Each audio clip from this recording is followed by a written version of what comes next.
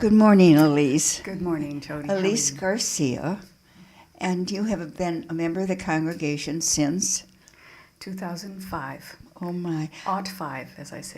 Ought 5. Now, I understand that you as a general council person, thank you very much for saying yes, and the general council met with the 70 and 75 jubilarians. Imagine those years. And you shared some of your life. Would you mind sharing a little bit of what you told them? Well, we just shared a little bit about our entrance day.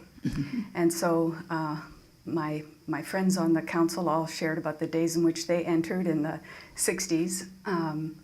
And so I shared about when I entered in Ought 5.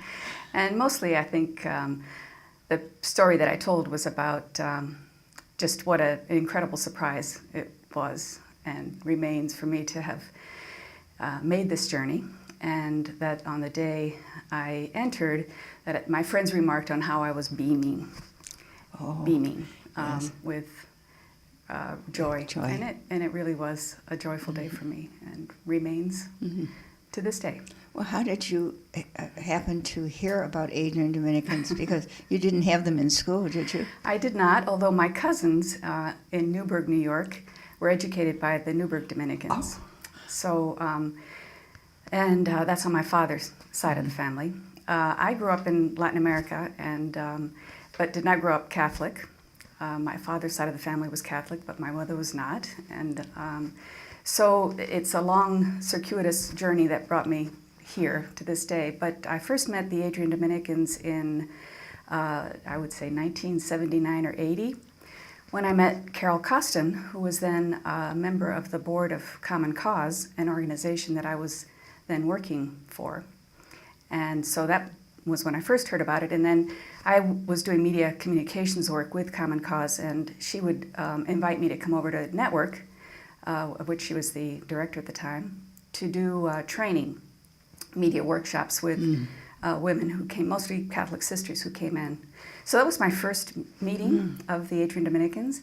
And then I probably lost religious track. women, too. Religious women, too. Yes. Yeah. Mm-hmm. And then it wasn't until about 10 years later, I had lost track, done other things, that I received a letter from Nancy Sylvester, who's an Immaculate Heart of Mary sister, who was at the time the national coordinator of Network. And she invited me to submit an application to help Network out with it. It was having financial troubles at the time. So I did that, and that was when I really started to get to know the sisters. And it was what I call my a real awakening, in that the most interesting dynamic women I was meeting at the time were all Catholic sisters. My. So it was, I can just sort of feel the emotion in talking about the story, because I think it, as I look back on it, not at the time, but I can see the seeds of the journey that brought me. And their commitment to justice, I would imagine, and to the poor touched your heart.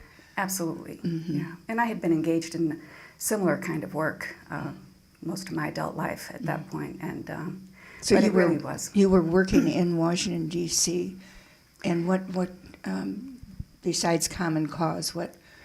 Well, I worked at Common Cause until the mid-'80s, and then in the late '80s, I called myself the reluctant consultant, because I did work with a lot of different nonprofit organizations. I wasn't sure what exactly I wanted to do next in my life, and it was at that time that I got the call from Network. I was also doing work for Bread for the World, some for the Women's Ordination Conference, Liturgical Conference, a group called Action International, and Democracy 21, a number of different organizations in D.C. So your family lived in Washington, D.C.? Off and on. My father was in the Foreign Service, and so that's how we ended up living overseas most of my life growing up. For instance, where? Well, my formative years were spent in Mexico, 4 years. Is that were you born in Mexico? I was actually born in Brooklyn, New York. And then when I was 4, we moved to Mexico. 2 of my sisters were born there. And then from Mexico, we went directly to Uruguay. in the Southern Cone, where my youngest brother was born. We were there for 3 years. I was 12 when we came back to the States.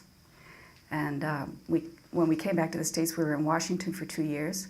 And that was at the time of the Kennedy assassination, which was really quite... You have a quite an vivid, event. vivid memory of that. Vivid memory of that, and also the Cuban Missile Crisis. Before Right. that, remember watching that, and the duck and whatever that expression was of getting under your desk because of the nuclear attack. And remember that. So, and then from there we went to Alabama for a year, which was a real farm post. I'd never been in the South of the United States. And from there we were sent to Egypt, which was a total sort of out of the norm for my father, because he was a specialist in Latin America. We were there for 2 years until May of '67, when we were evacuated as a precautionary measure because Abdel Nasser, the then president, was sending troops to the border. And so there was a sense that war might break out, which indeed it did, and that was the 6-Day War. So from there we were not able to return to Egypt because diplomatic relations were severed. Ended up coming back to the States, and then soon after that I went on to college, and my family then, I think they were stationed in the States, in Washington for a couple of years, and then off to Venezuela, Canada, Guatemala, and Turkey was the last post. Oh my. Yeah, So that's where you learned Spanish as a I youngster. did, although Spanish was my father's first language. He was the son of Spanish immigrants. But yes, that's when I learned it in Latin America. And do your siblings still speak Spanish? Most of them speak a little, and actually when we first came back to the States, we spoke Spanish to each other for at least a year, I think, before we relearned English sufficient to feel more comfortable in that language. And unfortunately, I've lost some of the Spanish, but we all have. And I presume your parents are deceased or not? My father, actually his birthday, he would be 94 today. Oh my. He died 15 years ago, but my mother's still with us, and we'll be celebrating her 90th birthday this August. Well, congratulations, Mother. Yes, that's a milestone. That's a milestone. It is a milestone. When you say we, you mean your brothers and sisters? Yes, I'm the oldest of 5, and all of us will be gathering in August with friends, partners, husbands, wives. Have you ever said to one another, we did a lot of traveling and moving. I mean, the number of moves you have. There's a plus to that and there's a minus to that. What would be the pluses for you? I think that I joke now that I lived the Dominican itinerant life before I knew what that meant, before I had a clue. I think the pluses of that were learning from a very early age about the wonderful diversity of life on this earth, diversity among people, the blessings of different parts of the world, of the geography, the natural world, and of this whole idea of, in the United States, you get such a sense of we're number one. That was very contrary to the way I grew up, and so the joy of discovery of new cultures, of new places, new ways of being, is something that I think stays with me to this day. The downside, of course, is that moving every 2 or 3 or 4 years has such an impact on friendships. Yes. And on having to say goodbye and let go. So I'm not very attached to things. I easily will let go of things, and I think that's just the way it was. Part because of the way we grew up. Yeah. Well, and now that you're in Adrian for a few years, enough of the packing and unpacking. Indeed. Right. It was the phrase carbon footprints that I first heard from you, Elise, and this is several years ago. So you were way ahead of me, because would you explain that term? Well, it's basically a concept of it's an image of how much impact we each as individuals and as organizations, as nations, have upon Earth in the form of the amount of carbon that we use through our use of fossil fuels. And it's at a time when our world is growing perilously close to experiencing catastrophic climate change in the future. Being able to measure, to actually know what our carbon footprint is really critical, so that we can begin the process of moving towards reducing our carbon footprint and thus preserving the planet as we know it for all those who are coming after us. So better use a bicycle, right? A bicycle is good for a lot of different purposes. When did your interest in the earth develop? I think probably since I was a small child. I think my whole sense of spirituality was really grounded in being outdoors in earth. I remember as a kid even living in Mexico, which was Mexico City, highly urban even in the 50s. I just had these vivid memories of sort of burrowing into probably were some bushes outside our house and just finding a place of quiet and solitude in the midst of all of the chaos of the world, and the soil, being in the dirt behind those bushes. And then later in Uruguay, we lived right near the sea, the ocean, so just that expanse. And I just always remember being outdoors growing up as a kid. And then in the States, when we came to Washington, again, it was a very difficult time because I was entering 7th grade and I had a 4th grade reading comprehension level in English. So there were academic challenges, to say the least. But I remember a tree that we had in the backyard, an oak tree. My father had hung a rope swing from it, and all of us kids loved swinging on that. And you could just push yourself off this tiny hill, swing around the tree, and then back again. And so I think it was an early Sufi movement of spinning that, again, it was being outdoors. Well, you've had the privilege, I guess we would call it, of going to Ecuador as well as Paris, correct, for climate control conferences? Yes, in the Ecuador trip, and this was thanks to Pat Seaman and the work that she was doing with the Earth Justice Center, the Center for Earth Jurisprudence, and the connection with the Global Alliance for Rights of Nature movement. So I went down to Ecuador to participate in that and to help with the media communications around the first tribunal for rights of nature that was being held there, of which Pat was a participant. And then 2 years later, in 2015, was able to go again, this time as a delegate, one of 4 members of the Dominican delegation that went to the Paris climate talks. We were not part of the official climate effort, but rather part of the very large outdoor non-profit NGO group of folks who were there. Going back to your time in Washington, someone told me once that you worked for Archibald Cox. Is that correct? I did. When I was in... What president was in the White House at that time? That would have been after... let's see, it was in the 80s. It would have been during Ronald Reagan's term. Yes, I had the privilege of working. I was one of the vice presidents of Common Cause at the time that Archibald Cox became the chairman of Common Cause. Yes. He was an extraordinary chairman. He had, of course, was famously known as the Watergate special prosecutor who was fired by Richard Nixon, and of course with recent events, with Trump firing the FBI director, his name has come back into the news. And he was just a man of impeccable integrity and decency and brilliance. And his wife Phyllis was also, had a chance to meet her. Both of them very down to earth. They loved nothing more than being at Phyllis's farm in Maine. Oh my. Him chopping wood and she out in the garden. Oh, it's nice to know. So it was a real privilege to get to know them both. And somewhere along the line before you entered, you met Sister Mary Philip Ryan.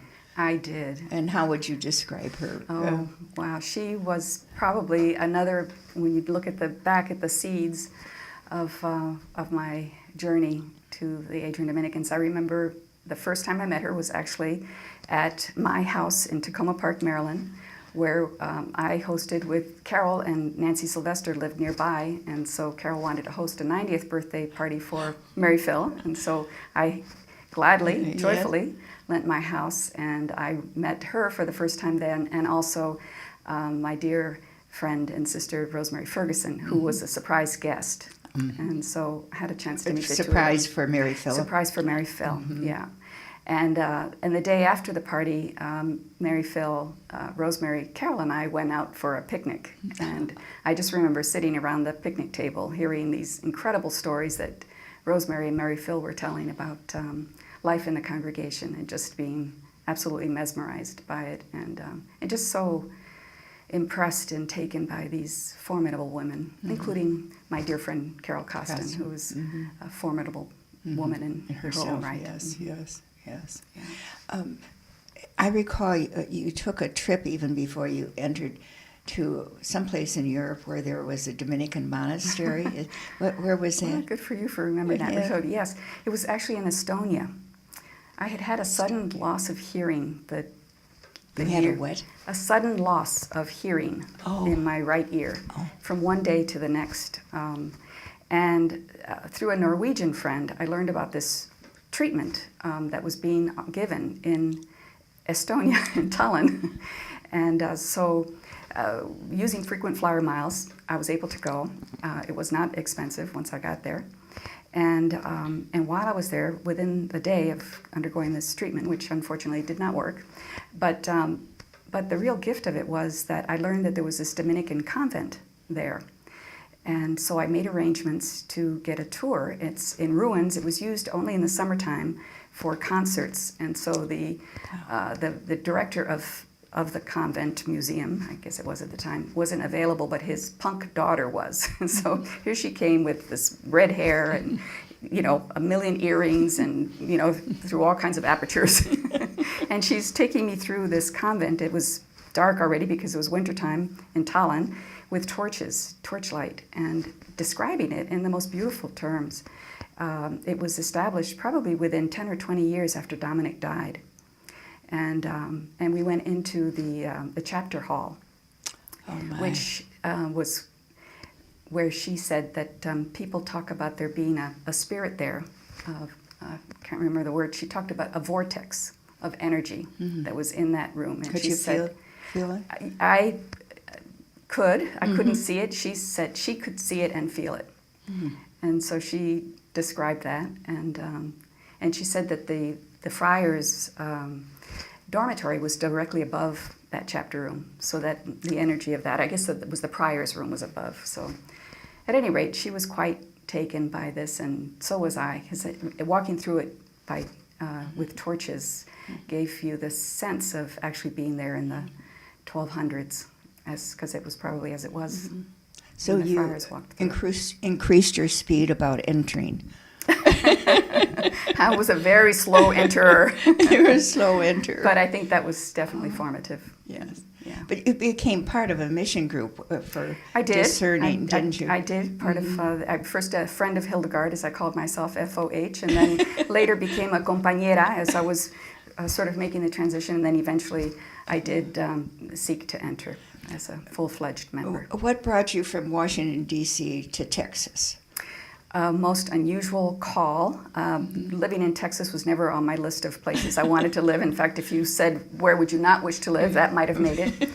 But during the time that I was working with Network, Barbara Aldave was the president of the board. She was the first laywoman president of the board of Network, and she at the time had just been appointed dean of St. Mary's University School of Law in San Antonio, Texas.